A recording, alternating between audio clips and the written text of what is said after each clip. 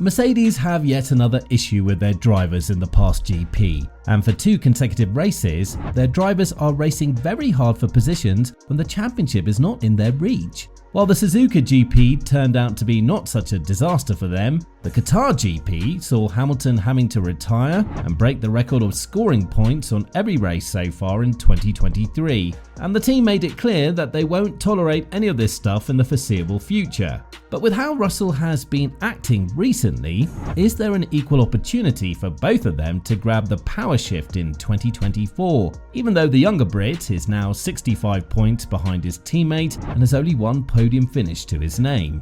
There is no doubt that Mercedes are currently going through a battle that they would prefer not to, mostly because it's not 2016 and it's not a championship fight between both of its drivers, where the rest of the grid was far away behind and the only competitor to Mercedes drivers was themselves. But now the situation is a lot different, mostly because Russell is the first competitive teammate Hamilton has had ever since the 2016 days, so he might find bigger resistance in his younger compatriot if he wants to prove that he's not going to be humiliated in his own team.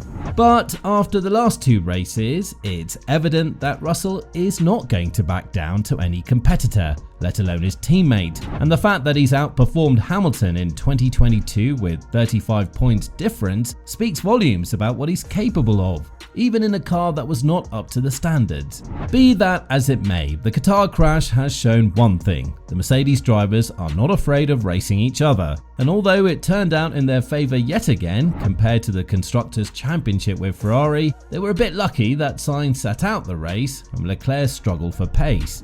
With 5 races remaining, we're promised one thing: a fierce battle between Hamilton and Russell, and Mercedes is not having any of it. Regarding the crash in Qatar, the team didn't hold back and said that situations like this must never happen again, and while it seems like Russell and Hamilton squashed down any potential beef they had after the race, the tension is still there and the competitive spirit is not going to leave them so soon. Now, elaborating on this matter, Bradley Lord, the chief of F1 communication, said, "It's the worst possible stars and the worst possible thing that can happen for a race team to see your 2 cars collide. In lap 1, with George at the back and Lewis in the gravel, things didn't look brilliant at all. To turn that around and end up with George 4th and outscoring Ferrari was not something we could have hoped for once we were 1 lap into the race.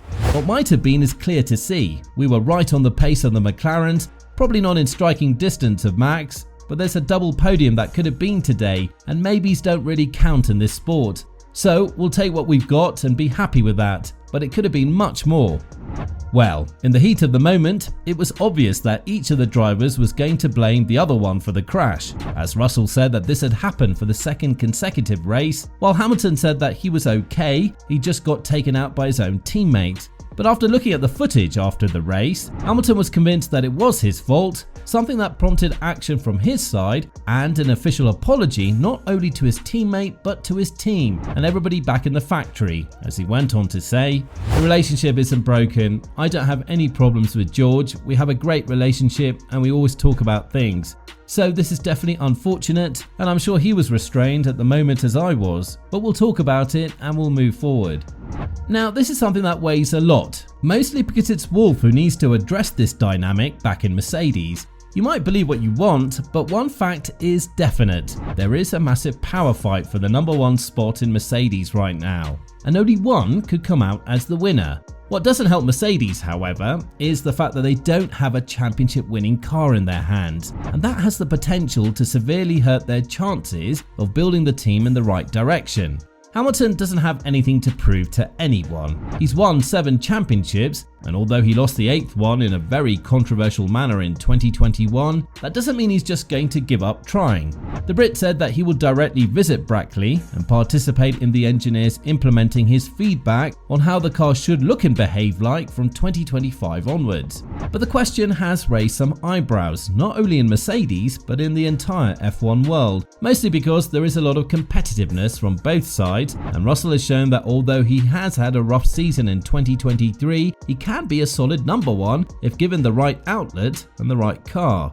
Wolff is the man for the job, and while he did warn us that the respect Russell and Hamilton have towards each other in 2022 will be gone out of the window as soon as they have a competitive car in their hands, he might not have hoped that the on-track battles would be led to the point that they are led right now.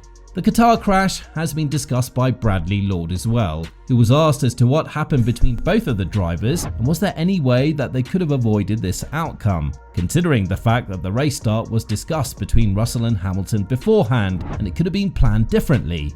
Elaborating further, Lord said, "We discussed it in the morning, so it was a scenario we've been through and obviously the different start tyre performance and things like that. And then I think at the moment, they just all ran out of space. George obviously had nowhere to go and Lewis was trying to take his line and we saw what happened. Unfortunately, these things can happen and you can't program everything, even with a discussion beforehand. But we'll talk about it afterward as we do and go through it and learn what we can to hopefully never have it happen again." Well, one thing definitely stands as it is. Russell is a warrior, and his recovery race has gone on to prove that he's built differently. Yes, he may not have won the race, but considering the pace of the car, the conditions in Qatar, and the mental state he had after the crash, apologising to his team for not seeing Hamilton in the blind spot, P4 is like a win for Mercedes. But this is not the final goal for Mercedes, and for a team that dominated the grid for 8 consecutive years, anything less than a proper fight for P1 is considered a loss. Although they have improved from last year and are currently in the second spot on the grid, it's evident that it happened mostly due to the increased volatility of the grid rather than Mercedes working out their woes that made the W13 and the W14 such troublesome cars to be driven. Be that as it may, Hamilton and Russell will definitely have a lot on their hands once they're given the right machinery in their hands. And while the current trend shows that Russell enjoys a more struggling car, if we are to compare the 2022 and 2023 as 2 separate seasons, that's not the right indicator of whether or not Russell will struggle with a car that would be able to win races and compete for championships. Now, Qatar has given us a preview of what exactly would happen if these two continue to match their pace, and while Mercedes would give anything in this world for this to be for the championship rather than for P2, the current situation in which they're in provides a lot more risk than reward.